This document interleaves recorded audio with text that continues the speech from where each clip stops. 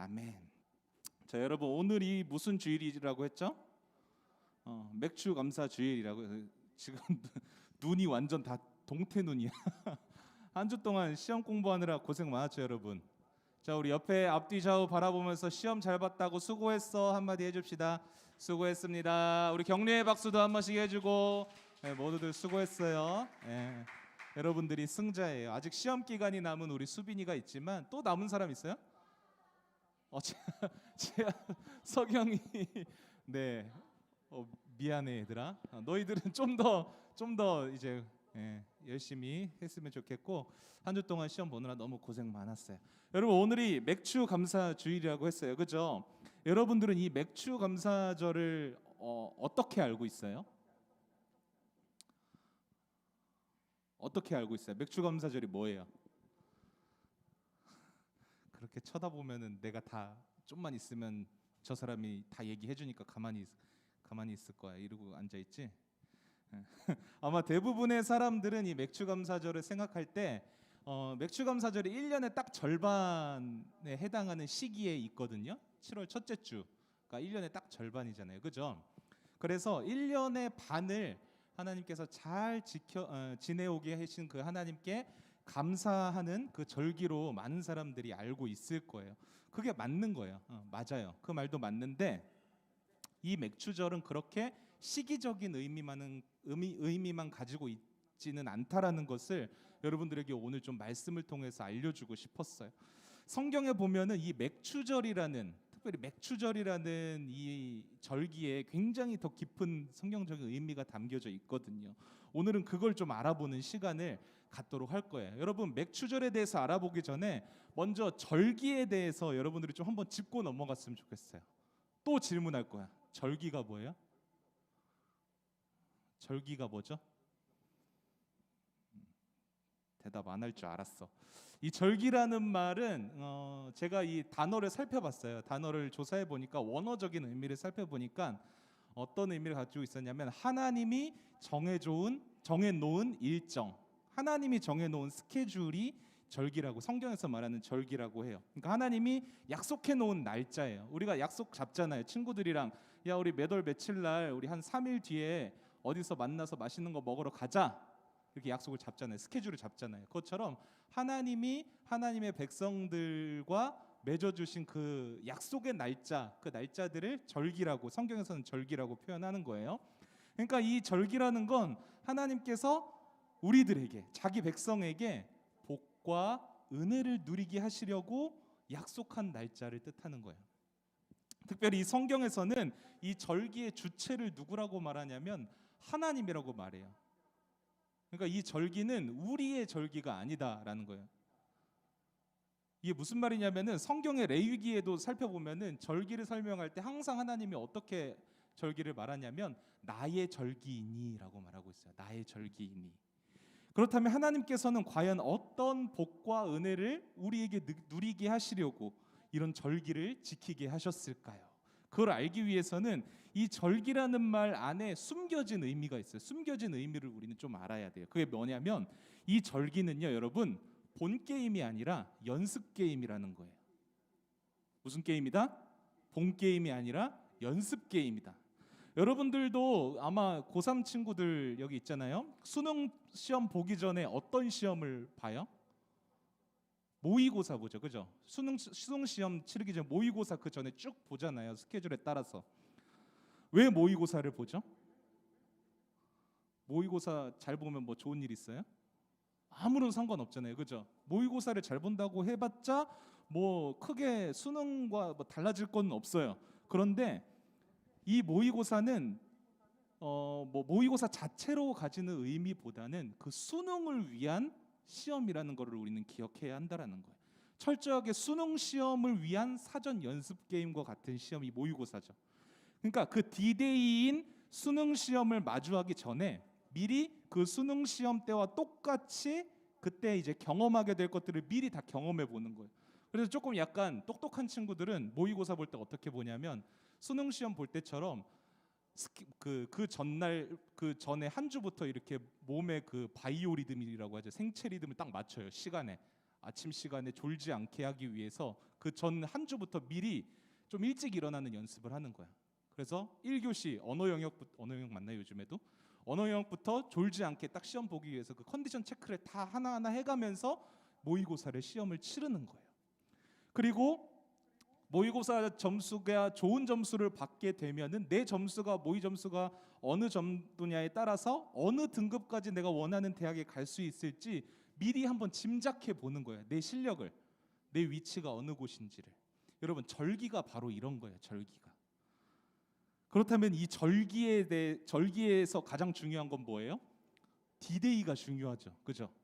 모의고사가 중요한 게 아니라 수능이 중요하듯이 절기는 본 게임이 아니라 연습 게임인데, 그럼 이 절기에 있어서 디데이는 어떤 날일까?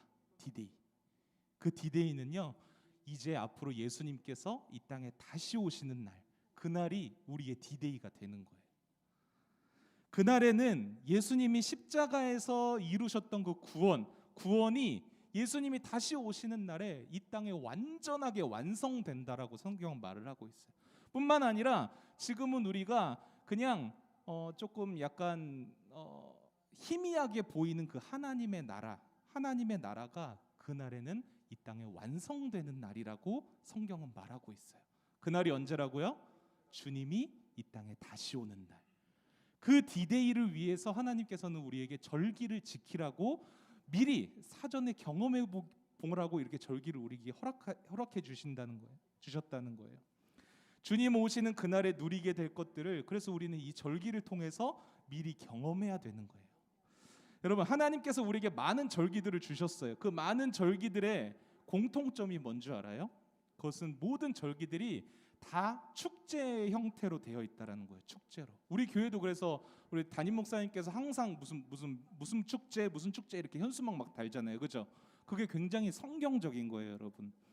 축제. 영어로 그래서 절기를 뭐라고 번역하냐면 페스티벌이라고 해요. 페스티벌. 성경에서 말하는 절기가 페스티벌이에요. 축제. 그러니까 주님께서 다시 오시는 그 디데이가 무슨 날이라고? 축제의 날이 되는 거예요, 여러분. 어떤 축제의 날일까요? 성경을 보면 예수님이 다시 오시는 그날을 마치 어떤 잔치와 같다라고 말하고 있냐면 혼인잔치와 같다라고 말을 하고 있어요. 결혼식이에요, 결혼식. 누구와 누구의 결혼식일까? 신랑은 예수님이시고 신부는 누구일까? 교회예요, 교회. 교회가 뭐라고 했어요? 건물이다 아니다? 교회는 건물이 아니라 성도들이다. 저와 여러분들이 교회예요. 그죠? 신랑 되시는 예수님과 신부 되는 교회인 우리들이 만나서 혼인잔치가 벌어지는 날이 바로 그 디데이, 주님 오시는 날이라는 거예요. 여러분, 이 땅을 살아가는 성도들은요, 그렇게 주님 오시는 날, 그 디데이를 바라보면서, 그리고 그 디데이만을 간절히 사모하면서 기다리면서 살아가는 사람들이라는 것을 여러분들이 꼭 기억해야 돼요. 여러분, 그런데 현실은 어때요? 예수를 믿고 구원받은 성도임에도 불구하고 주님이 언제 오시는지, 구원이 언제 완성되는지 아무런 관심도 없이 살아가는 사람들이 너무나도 많다는 거죠. 여러분만 해도 그렇죠. 어떤 기대감 가지고 살아가고 계세요? 주님이 과연 언제 오실까? 구원이 언제 완성될까? 하나님의 나라가 언제 완성될까? 이런 거에 관심 혹시 있으세요? 아니잖아요. 당장 내일 아침에 반찬은 뭘까? 고기 반찬일까? 풀떼기 나올까? 이런 거에만 관심. 우리의 관심은 육에만 있다라는 거예요. 지금 당장 내 눈앞에 있는 현실에만 우리가 그렇게 몰두하다 보니까 이렇게 디데이를 바라보라고 하나님께서 우리에게 절기를 허락해 주셨는데 그 하나님의 마음을 우리는 전혀 이해할 수가 없는 거예요. 여러분, 절기를 지키라는 이 명령 속에 담긴 하나님의 마음이 뭔 것 같아요? 왜 하나님이 절기를 지키라고 하셨을까? 사랑하는 내 자녀들이 지금은 비록 이 땅에 속해서 살아가고 있지만, 그러니까 가정과 학교와 세상이라는 그 현실 속에서 살아가고 있지만 너희들의 진짜 정체성은 거기에 있는 게 아니야. 너희들의 진짜 정체성은 바로 하나님 나라의 백성이란다. 여러분, 이 마음이, 하나님의 마음이 절기를 지켜라라는 명령 속에 다 담겨져 있는 거예요. 그래서 우리는 이 땅을 살아가면서도 여러분 하나님의 나라를 소망하면서 살아가야 된다는 거죠. 하나님의 나라가 완전하게 이 땅에 임하는 그날, 그리고 그날이 언제라고 했어요? 주님 다시 오시는 그 디데이, 그 디데이를 우리는 바라보면서 사모하면서 살아가야 되는 거예요.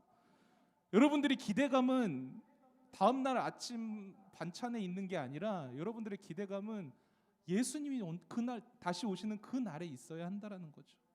여러분, 이제 왜 절기를 주셨는지 좀 이해가 되세요? 잊을만 하면 우리가 다시금 절기를 통해서 그 디데이를 바라보게 하시는 거예요. 또 잊을만 하면 또 절기를 만나게 하셔서 그 디데이를 바라보게 하시고, 너희들의 정체성은 하나님 나라의 백성이기 때문에, 나의 사랑하는 자녀들이기 때문에 지금 살아가는 그 삶 속에서도 너희들은 그 날을 기대하며 살아가라. 너희들은 그 날을 사모하면서 바라보면서 살아가렴. 이것이 우리 하나님 아버지의 마음인 거예요.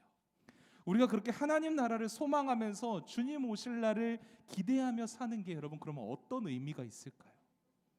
우리가 그 디데이를 바라보면서 살면은 어떤 의미가 있는 거예요? 여러분, 그렇게 살면요, 지금 당장 우리의 현실 속에서 어떠한 어려움이 찾아온다고 할지라도요, 흔들리지 않을 수 있어요. 낙심하지 않을 수 있어요.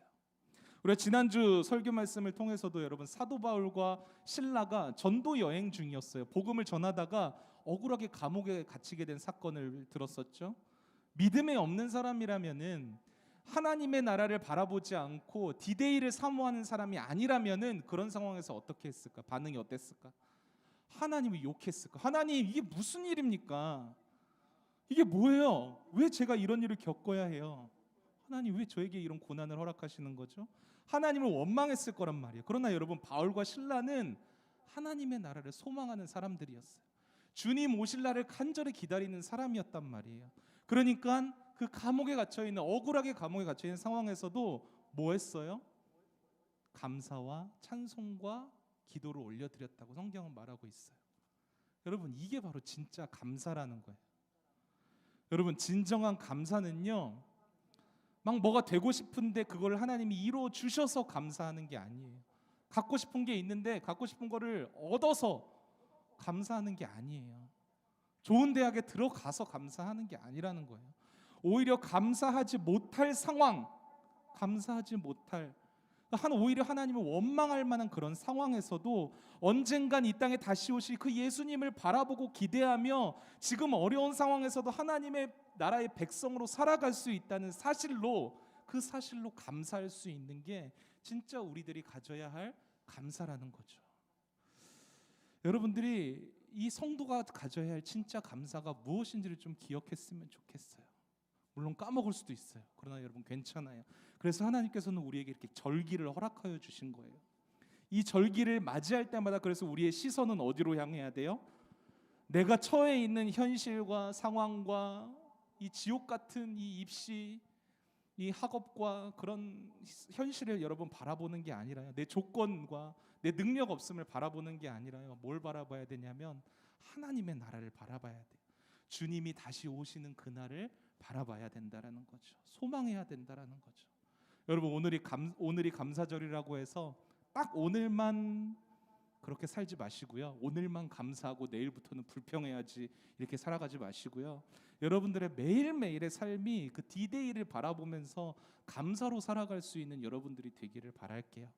자, 이제 절기에 대해서 알아봤으니까 이제 오늘의 절기에 해당하는 이 맥추 감사절에 대해서 알아봐야겠죠. 맥추절. 여러분, 이스라엘에는 수많은 절기들이 있어요. 일주일에 한 번 오늘처럼 우리가 모여서 드리는 예배 시간인 안식일도 절기예요.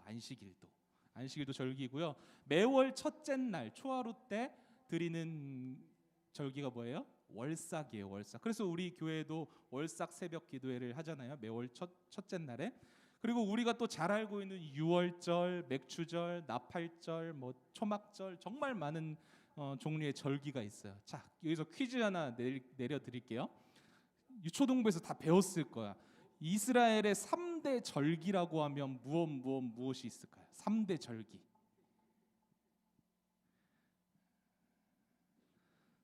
네. 3대 절기는 유월절, 맥추절, 초막절이 있어요. 유월절, 맥추절, 초막절. 기억하세요? 나중에 이게 성경 퀴즈 대회도 우리 한번 해야겠다. 유월절, 맥추절, 초막절 이 세 가지가 3대 절기예요. 오늘 우리가 살펴볼 맥추절도 이 3대 절기에 포함이 되는 거겠죠. 근데 여러분 왜 하필이면 이름을 맥추절이라고 했을까?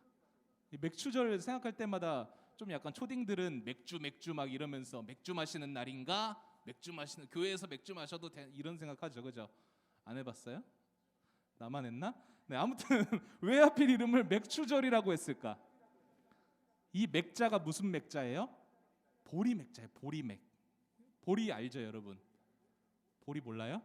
보리밥은 알죠? 보리밥.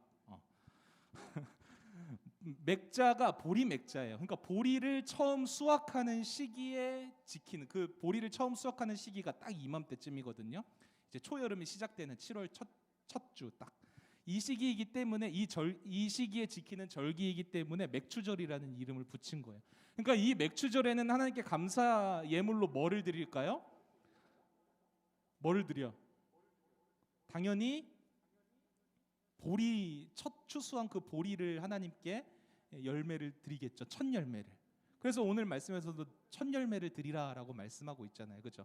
여러분 이 보리가 어떤 음식으로 여러분들은 알고 있어요? 요즘에야 보리를 가끔씩 이렇게 음식점 같은 데서 먹으니까 굉장히 맛있게 느껴질 수 있어요, 여러분들이. 그런데 여러분 과거 농경 사회로 이렇게 거슬러 올라가 보면요, 그러니까 조선 시대쯤에는 이 보리는 굉장히 가난하고 궁핍한 사람들이 주로 먹는 곡식이었다고 해요. 좀 부자들은 흰 쌀밥을 먹는 거예요. 근데 가난한 사람들은 이 보리밥을 먹는 거예요. 그러니까 원래 쌀을 먹어야 되는데 이 쌀에 비해서 소화도 잘 안 되고 보기에도 볼품없고 영양분도 부족하고 맛도 별로 없는 이 보리가 가난한 자들의 주식이었다는 거죠.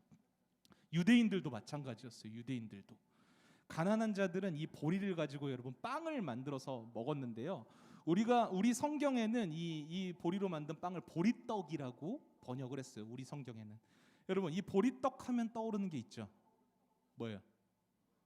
보리떡 몇 개? 5개와 물고기 2마리로 몇 명을 먹이셨다? 5,000명을 먹이셨다. 이게 무슨 기적이에요?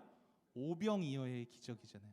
예수님께서 한 아이가 가져온 보리떡 5개와 물고기 2마리로 5,000명이나 되는 사람들을 다 먹이셨대요. 어떻게 먹이셨을까? 그게 무슨 맛이었을까? 저는 너무 궁금해요. 여러분 요한복음 6장에 보면 이 오병이어의 기적이 기록이 되어 있는데요. 그 6장을 보면은 예수님은 자기 자신을 가리켜서 뭐라고 말씀하냐면 나는 하늘에서 내려온 살아있는 떡이니라고 말씀하셨어요. 예수님 본인이 하늘에서 내려온 살아있는 떡이라고요. 뿐만 아니라 나는 생명의 떡이라라고 말씀하시면서 이 떡을 먹는 자들은 영생을 얻고 죽지 않는다라고 말씀하셨어요. 그 요한복음 6장에서요. 그러면서 떡을 떼어서 사람들에게 나눠준 거예요. 여러분 근데 그 떡이 무슨 떡이었어요? 보리떡이었던 거예요. 보리떡. 이게 무슨 말일까요? 예수님께서는 이 땅에 오실 때 이 보리떡과 같은 모습으로 오셨다는 거예요. 여러분 아주 볼품없고 맛도 없고 가난한 자들이 먹는 그 보리떡과 같은 모습으로 우리 예수님이 이 땅에 오셨다라는 거예요. 여러분 바로 맥추절이 이 보리의 첫 열매를 드리는 절기예요. 보리의 첫 열매.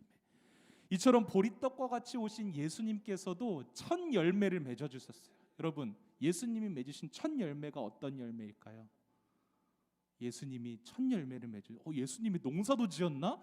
이렇게 생각하지 말고 성경에서 분명히 예수님께서 첫 열매를 맺어 주셨어요. 그 열매가 뭐냐면요, 부활의 첫 열매예요. 부활의 첫 열매. 고린도전서 15장을 여러분 부활장이라고 하는데요. 15장 전체에 부활에 대해서 쭉 기록되어 있어요. 거기서 20절을 보면 뭐라고 말씀하시냐면 그리스도께서 죽은 자 가운데서 다시 살아나사 잠자는 자들의 첫 열매가 되셨도다. 이렇게 기록하고 있어요. 여러분 첫 열매라고 하면은 그 다음 열매가 있을까요? 없을까요?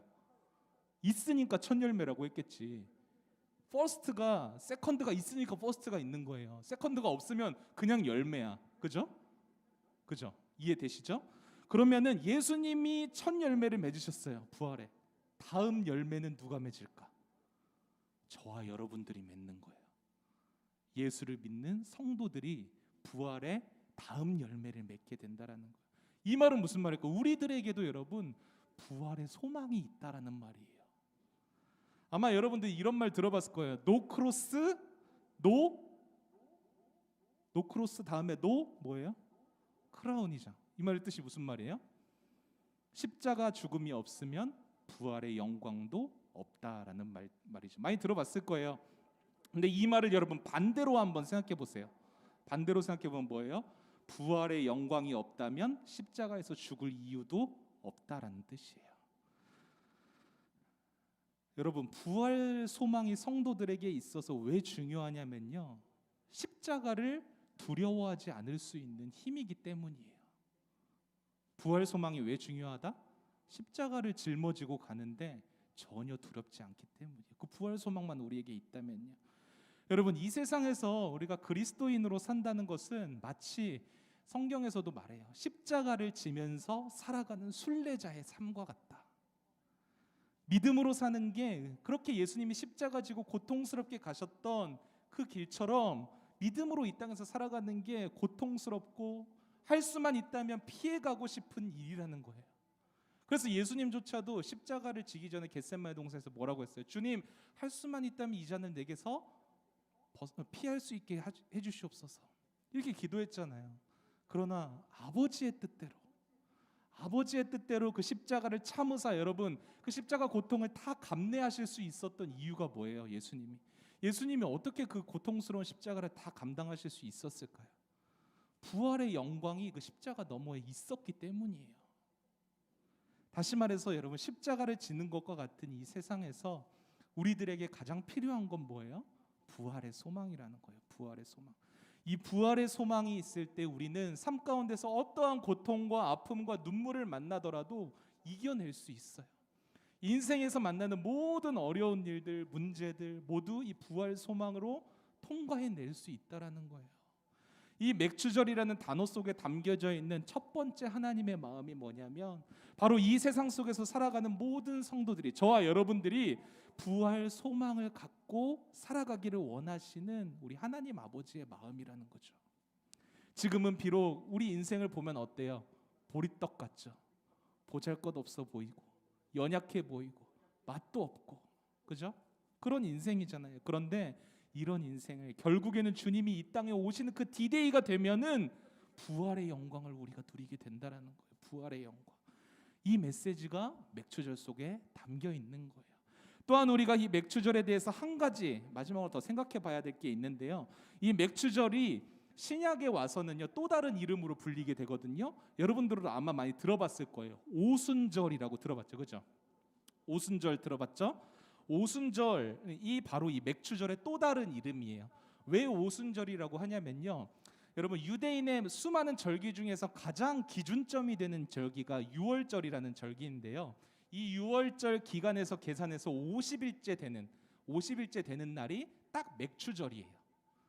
그러니까 50번째 되는 날이라고 해서 다섯 오자에 그러니까 순이라는 말이 10을 뜻하는 거거든요. 그러니까 5 곱하기 10 해서 50. 그래서 오순절이라고 부르는 거예요. 여러분, 근데 이 오순절이라고 하면 여러분 딱 생각나는 게 있죠.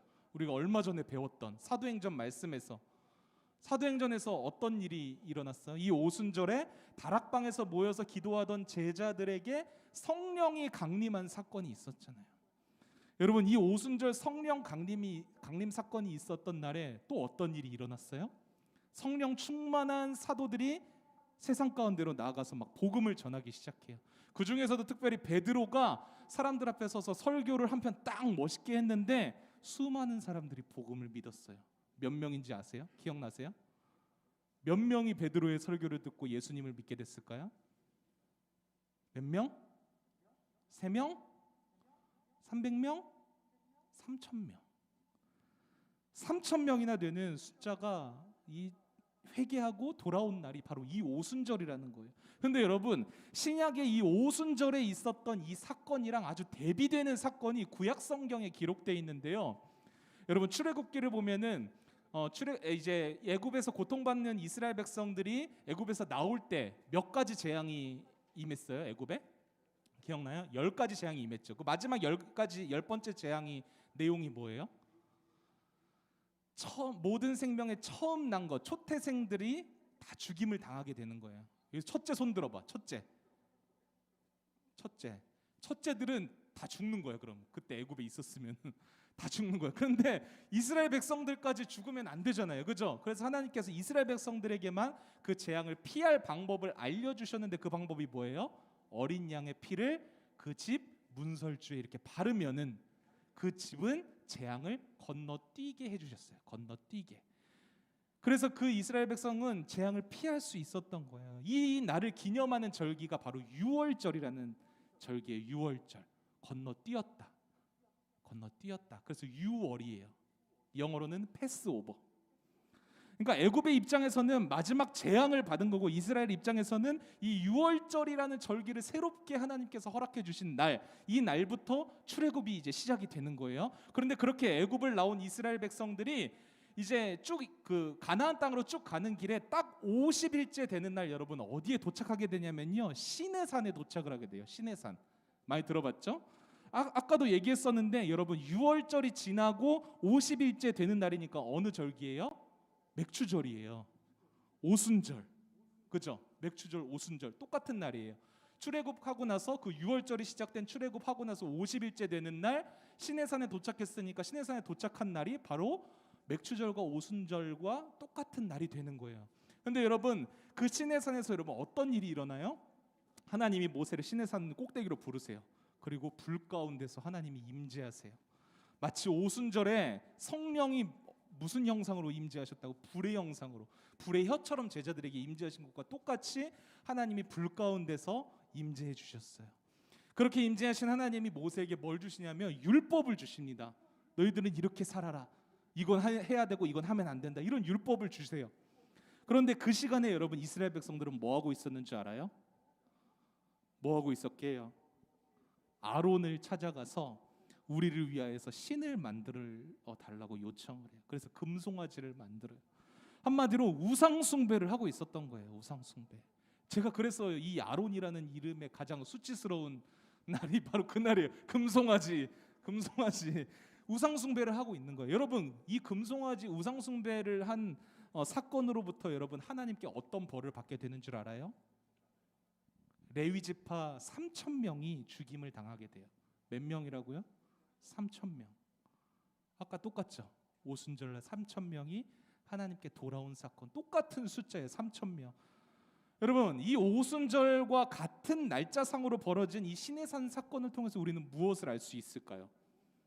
율법 앞에서는 모든 인생들이 다 죽을 수밖에 없다는 것을 말하는 거예요. 여러분, 율법 앞에 여러분들 한번 서보세요. 당당할 수 있는 사람이 있을까요? 없어요. 율법 앞에서는 하나같이 다 사람들은 다 죄인이라는 것을 깨달을 수밖에 없어요. 율법 앞에서 살아남을 수 있는 사람은 존재하지 않아요. 하나님의 심판을 피할 길이 없다라는 거예요. 이 레위 지파 3,000명이 죽임을 당한 것처럼요. 그러나 여러분, 신약의 오순절은 어때요? 율법 앞에서 죽을 수밖에 없는 죄인들이 그 성령의 임재하심과 복음을 통해서 회개하고 하나님께 돌아오는 역사가 일어났다는, 그 숫자가 몇 명이에요? 3,000명. 똑같이 3,000명. 여러분, 이 맥추절 속에 담겨있는 진짜 메시지가 바로 여기에 있는 거예요. 율법 앞에서 죽을 수밖에 없는 죄인들이 성령의 역사와 그 복음의 능력으로 다시 아버지께로 돌아오는 이 역사적인 회복의 날이 바로 이 맥추절이라는 거예요. 저와 여러분들과 같이 죽어야 할 이 생명이 영원한 생명을 얻게 되는 그 은혜를 누리는 날이 바로 이 맥주 감사절이라는 거예요. 맞아요, 여러분. 하나님의 율법 앞에서 우리 모두는 한낱 죄인일 뿐이에요. 아무리 잘생기고 뭐 능력 있고 다 필요 없어요. 율법 앞에서 우리 모두는 다 죄인이에요. 율법을 온전히 지킬 수 있는 사람은 존재하지 않아요. 죄인인 우리에게는요, 그 레위 지파 3,000명이 죽임 당한 것처럼 죽음이라는 심판의 결과만 남아 있는 거예요. 마치 사형을 기다리는 사형수처럼요. 하루하루 죽을 날을 계산하면서 내가 언제 죽을지 디데이 이렇게 계산하면서 살아야 하는 인생이 우리들의 인생이었다고요, 여러분. 그런데 그런 우리를 그 죄악 속에서 끄집어내서 다시금 하나님의 품으로 끌어안으신 날, 돌아오게 하신 날이 바로 오늘 이 맥주 감사절이라는 거예요, 여러분. 이 맥주 감사절을 보내면서 여러분 감사하는 것도 좋아요.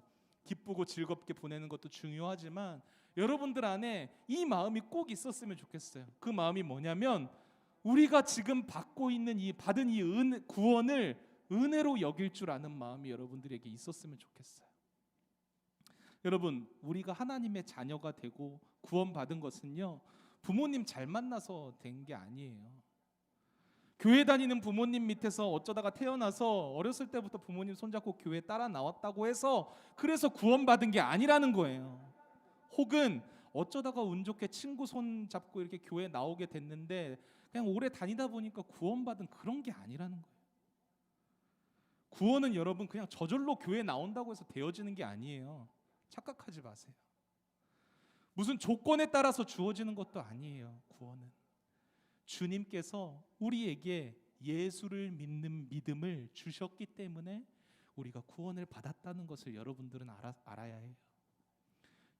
여러분들의 힘으로 예수를 믿은 게 아니고요, 주님이 믿게 하셨다고요. 믿는 것조차도 여러분들이 할 수 있는 게 아니에요. 주님, 믿음의 주요 온전케 하시는 믿음의 주인 되시는 예수 그리스도께서 우리에게 믿음을 주셨기 때문에 우리가 주님을 믿을 수 있는 거예요. 그 믿음을 주시지 않으면요, 아무리 성경을 갖다 대고 막 설득하려 해도 절대 믿을 수 없어요. 믿지 않아요. 우리가 무슨 자격이 있어서 여러분 예수를 믿고 구원받은 게 아니라요, 아무 자격도 없는 우리가, 그러니까 죽음이라는 이 심판을 받아 마땅한 우리가 아무런 값도 치르지 않고 오직 예수 그리스도께서 우리를 위하여서 십자가를 져주셨는데 그게 너무나도 송구스럽게도 나를 위한 십자가였던 거예요. 그 예수님을 믿고 구원을 받을 수 있게 된 거라는 거예요. 그래서 우리가 지금 예수 믿고 구원받은 것을 뭐라고 말하냐면 은혜라고 말할 수 있는 거예요. 은혜. 여러분, 이 은혜라는 말 여러분 많이 고백하죠. 막 찬양을 통해서도 고백하고 막 은혜 받았습니다 이런 말 많이 하잖아요. 이 은혜라는 말의 뜻이 뭔지 알아요? 그냥 설교 듣다가 감동 받아서 하는 말이 은혜가 아니라요, 찬양 듣다가 그냥 마음 좀 찡해졌다고 그냥 받았던 게 그냥 감동이 은혜가 아니라요. 여러분, 은혜라는 말은 어떤 뜻이냐면 잘 기억하세요. 받을 자격이 없는데도 불구하고 일방적인 호의로 베풀어지는 것, 그것을 은혜라고 말하는 거예요. 우리는 받을 자격이 없는 사람들이에요. 구원받을 자격이 없는 사람들이에요. 하나님이 주셔야만 받을 수 있는 게 은혜라고요. 우리가 받은 구원이 이 은혜로 받았다라는 것을 여러분들이 알아야만 그때부터 여러분 진짜 감사를 하나님께 올려드릴 수 있는 거예요. 무슨 말이냐면 맥주 감사주일에 하나님께 드려야 할 감사는 우리가 받은 이 구원을 은혜로 여기는 마음에서부터 시작된다라는 거죠. 여러분, 맥주 감사주일에 여러분 감사의 제목을 우리 한번 생각해 보자 이런 말 많이 들어봤을 거예요. 그렇죠? 감사의 제목, 그래서 한 10가지, 막 100가지는 좀 빡센 전도사님이고 한 10가지 생각해 보는 것도 힘들잖아요. 그렇죠? 근데 여러분, 저는 여러분들이 그 감사의 제목을 생각하기보다는 하나님께 받은 은혜를 좀 먼저 생각해 봤으면 좋겠어요. 하나님께 받은 은혜. 많은 은혜들이 있겠지만 그 중에서도 특별히 이 맥주 감사절에 담겨 있는 죽음의 심판대 앞에 있는 우리를 다시금 주님께서 끌어안아 주신 그 은혜를 깊이 묵상해보고 여러분들이 좀 생각해보는 시간, 그런 시간들이 되었으면 좋겠어요. 그리고 그 은혜로부터 시작된 감사, 그 진정한 감사를 여러분들이 살아가는 동안 이 추수감사절 때뿐만이 아니라 매일매일의 삶 가운데서 여러분들이 진정한 감사를 하나님께 올려드릴 수 있는 그런 기찬말 모든 지체들이 다 될 수 있기를 주님의 이름으로 부탁드릴게요. 우리 함께 찬양하도록 하겠습니다.